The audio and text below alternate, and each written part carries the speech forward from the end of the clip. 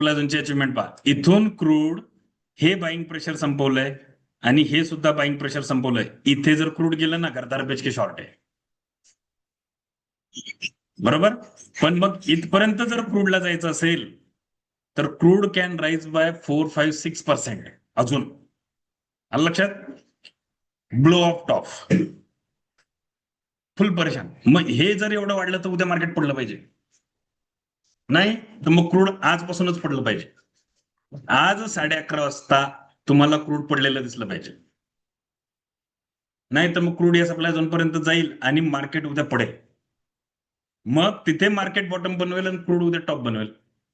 मग न्यूज काही पण येईल विकेंडला वगैरे की वॉर थांबली वगैरे, काय काय झालं.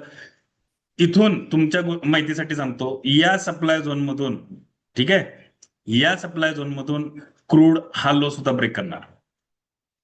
म्हणजे क्रूड इथून कमीत कमी 20% पडलं पाहिजे. म्हणजेच काय, आपल्या एमसीएक्स नुसार आता एमसीएक्स मध्ये क्रूड पहा किती चालू आहे, 9,969. हा मिनीचा चार्ट आहे. आता इथे बघा, याने ही डिजिटल लाईन ब्रेक केली. का ब्रेक केली यांनी? स्पॉट मध्ये अजून डिजिटल लाईनलाच गेला नाहीये, म्हणून स्पॉटला कम्पेअर करायचं जेव्हा तुम्ही एमसीएक्स मध्ये ऍक्शन घेणार. आलं लक्षामध्ये? आता इथे जेव्हा क्रूड जाईल 10,153 ते 11,000 या रेंजमध्ये क्रूड शॉर्ट आहे आणि त्याचं टार्गेट आहे, पहिलं टार्गेट हा डिमांड झोन. आता जर हा क्लोज असा झाला, होईल की नाही माहित नाही आज, बरोबर.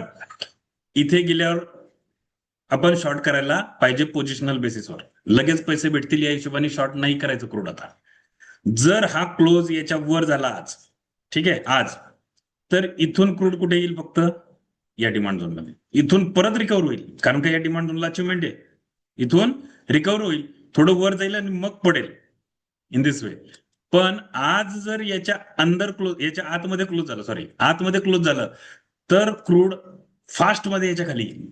ते कसं, ते आज शिकवणार आहे मी तुम्हाला, ठीक आहे.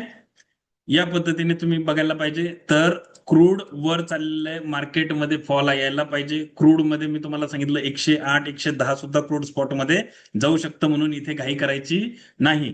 हा, तुमच्याकडे तडजोड आहे आणि तुमच्याकडे M2M बघण्याची तयारी आहे.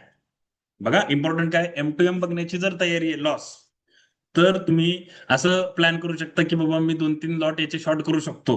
एका लॉटला लागतात 32,000 रुपये. पहिला लॉट समजा तुम्ही इथे शॉर्ट केला आणि क्रूड इथे गेलं तर तुम्हाला 3,000 रुपये लॉस दिसेल. इथे तुम्ही दुसरा लॉट शॉर्ट करणार, परत 32,000 रुपये लावणार, आणि क्रूड जर इथपर्यंत गेलं तर इथे तुम्हाला दोन्ही लॉट मिळून 10,000 रुपये लॉस दिसेल, आणि परत तुम्ही तिसरा लॉट शॉर्ट करणार. हे काय झालं, हे झालं M2M 10,000 बघताय, प्लस तुम्ही 90,000 रुपये लावले, म्हणजे 1,00,000 रुपये जर तुमच्याकडे असतील तर you can plan crude like दिस.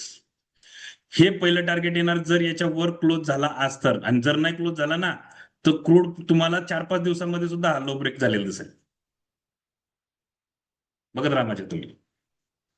आता बघा काय चालू आहे, कोणी विचार करतं का क्रूड शॉर्ट करण्याचा? नाही, पण योग्य ठिकाणी शॉर्ट करायचं.